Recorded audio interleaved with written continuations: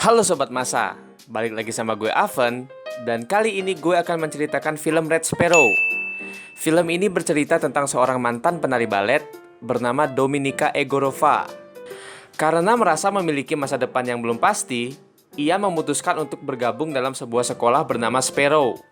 Sekolah ini dikenal sebagai sebuah agensi mata-mata dari Rusia. Bagaimana ceritanya? Sebelum mulai ke filmnya, jangan lupa untuk subscribe dan nyalakan notifikasinya. Nama gue Aven, selamat datang di Lini Masa.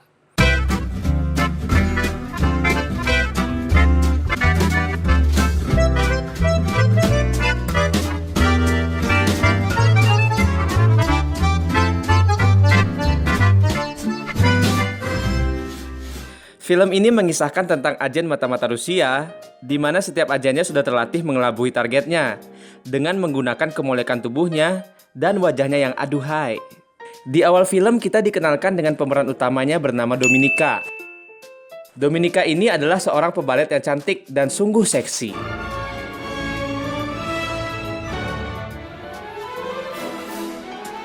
Singkat cerita, Dominika sedang melakukan pertunjukan balet. Di tengah-tengah pertunjukan, ada sebuah insiden yang membuat kaki Dominika patah akibat rekannya sendiri. Dominika akhirnya dilarikan ke rumah sakit terdekat. Kaki Dominika akhirnya dioperasi, dan setelah operasi, ia bangun dan menangis karena melihat kakinya yang sudah tidak bisa digunakan untuk balet lagi. Padahal, kondisi ibunya saat ini sedang memburuk. Scene selanjutnya memperlihatkan 3 bulan kemudian, Dominika dapat berjalan walaupun menggunakan bantuan tongkat. Suatu hari, Dominika dikunjungi oleh pamannya yang bernama Ivan Negorov. Si Ivan ini berprofesi sebagai wakil SVR, ya bagian informasi-informasi rahasia Rusia lah intinya. Gue sendiri juga gak ngerti. Pamannya ini sengaja memberikan sebuah amplop yang di dalamnya ada HP yang berisi rekaman suara Konstantin yang matahin kaki Dominika dengan Sonya yang adalah teman seprofesi sekaligus gebetan Konstantin, dan juga foto-foto mereka. Dominika kemudian mendengar suara rekaman antara Konstantin dan Sonya yang isinya Sonya iri dengan prestasi Dominika, sehingga Sonya memaksa pacarnya untuk mematahkan kaki Dominika saat mereka sedang tampil. Setelah mendengar rekaman suara itu, Dominika langsung ke tempat ia latihan balet dulu. Dan pas sekali ada Konstantin dan Sonya sedang latihan. Dengan perasaan marah, Dominika menyelinap ke kamar ganti. Di kamar ganti, dia memergoki Konstantin dan Sonya sedang main kuda-kudaan. Domi yang kesal langsung melayangkan tongkat ke arah mereka berdua yang lagi main kuda-kudaan. Lagi enak kok diganggu sih. Konstantin dan Sonya langsung meninggal dan bersimbah darah. Tangan Domi yang masih ada bekas darah dan ketakutan segera menelpon polisi dengan alasan ada pembunuhan di tempat balet tersebut. Setelah kejadian itu, Dominika bertemu dengan pamannya dan menceritakan semuanya, dan wajah pamannya seketika tersenyum dan menyadari bahwa ada potensi di dalam diri Dominika. Dari sinilah rencana pamannya untuk menjadikan Dominika sebagai agen rahasia. Tanpa basa-basi lagi, si Om langsung memberikan tugas pertama. Ia harus mendekati dan mendapat kepercayaan dari orang yang bernama Ustinov. Ia adalah kepala gangster Rusia. Awalnya si Domi menolak, tetapi dia teringat akan ibunya yang sedang membutuhkan biaya untuk berobat. Singkat cerita, si Domi pun datang ke hotel tempat Ustinov. Dengan kecantikan dan keseksian Dominika, Ustinov pun kepancing nafsunya, dan Dominika pun berhasil mengajak Ustinov ke kamar untuk main kuda-kudaan. Di dalam kamar, Dominika membuka gaunnya dengan perlahan. Karena sudah tidak tahan, Ustinov pun langsung merobek sempak Dominika dan langsung mengeluarkan trisula miliknya. Di tengah adegan mantap-mantap, dari belakang leher Ustinov dicekik oleh kesatria berhelm. Kesatria berhelm itu adalah Sergei Martorin, orang suruhan pamannya yang ditugaskan untuk melindungi Dominika. Kesatria berhelm ini akhirnya membawa pergi Dominika ke suatu tempat yang secara tiba-tiba pamannya muncul. Seketika Dominika langsung syok dan marah kepada pamannya. Setelah menjadi salah satunya saksi mata dalam pembunuhan Ustinov, Dominika diberikan pilihan oleh pamannya untuk menjadi agen rahasia atau dibunuh agar tidak ada saksi mata dalam pembunuhan Ustinov. Karena tidak ada pilihan lain, akhirnya Dominika mau untuk menjadi agen rahasia. Singkat cerita, Dominika dikirim ke sekolah khusus untuk menjadi agen Sparrow. Sparrow adalah sebutan agen SVR yang mempunyai kemampuan khusus untuk mengelabuhi targetnya dengan menggunakan rayuan dan apem-empem mereka untuk mendapatkan informasi dari targetnya. Di sana, Dominika mendapatkan berbagai macam pelatihan yang sebelumnya tidak pernah ia bayangkan. Dominika cukup pandai dan dapat menguasai materi-materi yang diajarkan. Ia dapat mengetahui keinginan seseorang walaupun minim informasinya dari video yang ia tonton. Di jam kosong, sekolahnya sudah mendatangkan tentara Rusia. Dominika dan rekan-rekannya di sana mendapatkan perintah untuk menjamu tentara. Dominika sangat pintar dalam memilih targetnya. Ia langsung mengajak prajurit itu masuk ke dalam kamar dan Dominika pun mulai menggodanya dan melepas celananya. Kebayangkan enaknya? Adegan itu ternyata sudah direkam dan disaksikan oleh agen-agen lain termasuk Dominika. Asik nobar bokek nih cuk. Karena nobar tadi, salah satu agen ingin mencicipi apem-empem milik Dominika. Dia adalah Nikolai. Secara tidak disangka-sangka, Nikolai merencanakan sesuatu kepada Dominika. Kebetulan sekali, Dominika sedang asik mandi dan tiba-tiba Nikolai sudah siap untuk menyodok pedang tumpulnya itu ke arah Dominika dari belakang. Sebelum Nikolai menancapkan pedang tumpulnya itu, Dominika dengan kesiapan dan kekejaman, dia pun segera memukul Nikolai hingga ia babak belur. Malu cok kalah sama perempuan. Scene berpindah di kelas. Saat Dominika belajar di kelas, Dominika diminta kepada gurunya untuk pergi ke depan kelas dan berhadapan langsung dengan Nikolai untuk mengidentifikasi perbuatan Nikolai sebelumnya. Saat sudah bertemu, Nikolai menyuruh Dominika untuk membalikan badan agar bisa langsung dicolok. Tapi si Dominika menolak dan malah membuka bajunya sampai tidak ada satu helai benang pun di tubuhnya. Bukan sampai di situ aja. Kemudian si Dominika langsung duduk di meja dan membuka lebar-lebar kakinya. Ia mempersilahkan Nikolai untuk mencicipi apem-empem milik Dominika. Tetapi Nikolai hanya bisa diam dan takjub melihat apem milik Dominika. Sosis yang selama ini Nikolai jaga tidak bisa berbuat apa-apa karena sosis Nikolai tidak kunjung mekar, malahan hanya menguncup. Dari situlah, menurut Dominika, yang diinginkan Nikolai hanyalah dominasi dan kekuatan, bukan hanya nafsu birahi. Kejadian tadi pun tak lepas dari pengamatan Jenderal Vladimir Kortnoy yang kagum akan talenta Dominika. Setelah kejadian itu, Dominika dipulangkan lebih awal ke Moskow. Dan scene berpindah pada saat Dominika sudah di rumah dan bertemu dengan ibunya. Baru sebentar bertemu dengan ibunya, Dominika sudah ditelepon oleh pamannya.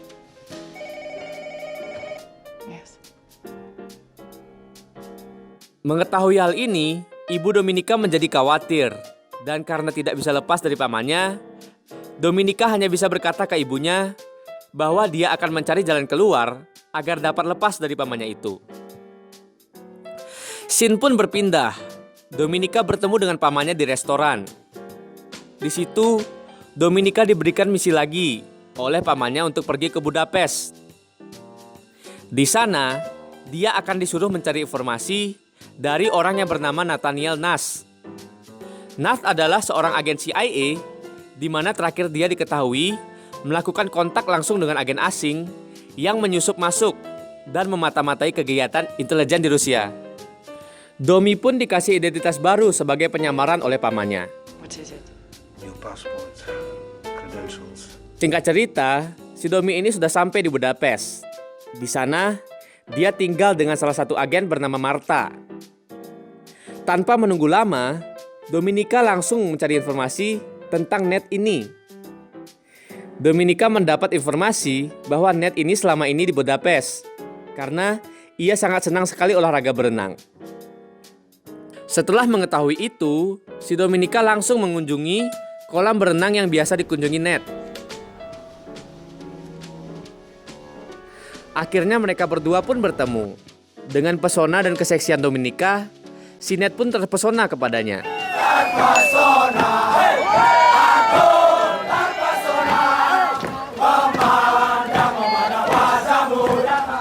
Setelah selesai berenang, si Domi kembali keluar dan sudah ditunggu oleh Ned yang langsung diajak kencan dan makan malam. Dan Dominika pun menolaknya.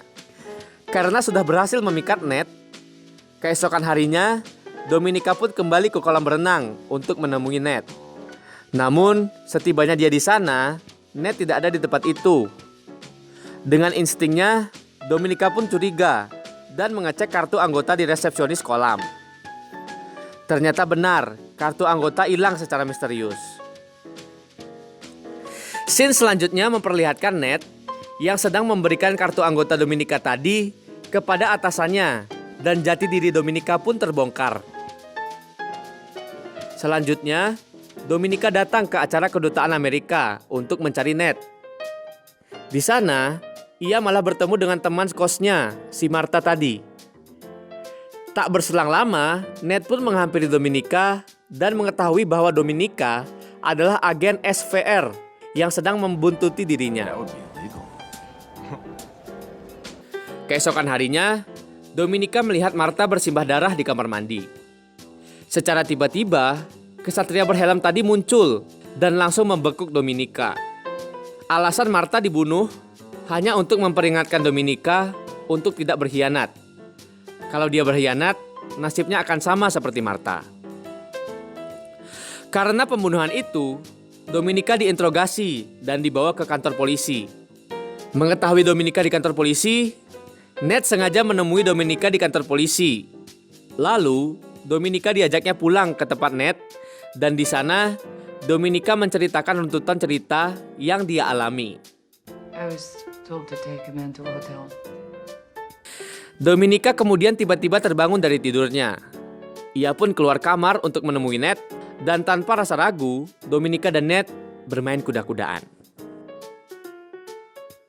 Keesokan harinya, Dominika pun setuju untuk bekerja sama dengan CIA dan meminta uang transferan sebesar $30.000 untuk pengobatan ibunya. Selain itu, Dominika juga meminta uang $250.000 untuk biaya transaksi dokumen rahasia yang berisi sistem pertahanan Amerika Serikat yang dijual kepada SVR. Sesuai kesepakatan yang sudah disepakati, akhirnya Dominika pun bertemu dengan penjual dokumen rahasia ini. Setelah transaksi itu disepakati, ternyata Dominika menukar CD itu dengan yang palsu, dan yang asli disembunyikan di bawah meja, dan CD yang asli diberikan kepada CIA, dan yang palsu diberikan kepada SVR. Setelah transaksi, si penjual dokumen rahasia ini keluar hotel dan melihat beberapa agen CIA sedang mengawasinya. Dengan panik, si penjual dokumen rahasia ini membuang barang bukti berupa uang $250.000 ini ke tong sampah. Setelah membuang barang bukti itu, si penjual dokumen rahasia ini berusaha kabur, dan akhirnya dia tertabrak oleh mobil truk yang melintas. Mengetahui kematian si penjual dokumen ini, Dominika akhirnya dipulangkan kembali ke Rusia. Sepulangnya Dominika, dia disiksa untuk mengakui bahwa dia yang telah menyerahkan si penjual dokumen rahasia ini kepada CIA. Tetapi Dominika tidak mengakuinya.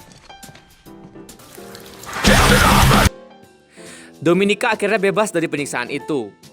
Dominika kemudian meminta kepada pamannya untuk dikirim ke Budapest agar bisa menuntaskan misi utamanya yang belum selesai. Singkat cerita, di Budapest, Ned sangat terkejut bisa bertemu dengan Dominika. Tapi, di sisi lain, Ned pun curiga kenapa SVR bisa melepaskan Dominika begitu saja. Dominika lalu menjelaskan dia telah meyakinkan agen SVR. Scene berganti ke kamar Ned. Di situ mereka melakukan kegiatan sodok menyodok lagi, dan lagi. Keesokan paginya, Dominika bangun dan terkejut karena melihat Sergei Martorin yang sedang mencekik leher Ned. Tak disangka, Dominika pun ikut menyiksa Ned. Akan tetapi, saat Sergei lengah, Dominika langsung memukul Sergei dari belakang. Perkelahian sadis antara Dominika dan Sergei tak terhindarkan. Akhirnya Sergei pun tewas di tangan Dominika. Scene pun berganti di rumah sakit. Akibat dari perkelahian tadi, si Dominika dirawat di rumah sakit. Scene memperlihatkan saat Dominika sedang menikmati sebatang rokok. Ia pun dihampiri oleh Jenderal Vladimir yang mengaku bahwa dialah yang sebenarnya orang yang dicari sebagai agen asing tadi. Singkat cerita, si Dominika ini menjebak pamannya sendiri. Seakan-akan dia adalah pengkhianat di SVR. Dari membuat rekening atas nama pamannya, dikirim duit dari CIA, sampai menaruh gelas bekas Ned di rumah pamannya. Akhirnya, terjadilah pertukaran agen antara si Domi dan si paman. Selagi melakukan pertukaran, paman Domi tiba-tiba ditembak kepalanya. Setelah kejadian itu, Dominika pun diangkat menjadi agen resmi SVR dan mendapat penghargaan. Cerita pun selesai, ending yang sangat sopan. Terima kasih sudah menonton video ini. Jika kalian ingin request film, silakan komentar di bawah. Dan jangan lupa untuk menekan tombol like, share, dan subscribe. Dan nyalakan lonceng agar kita cepat dapat AdSense. Salam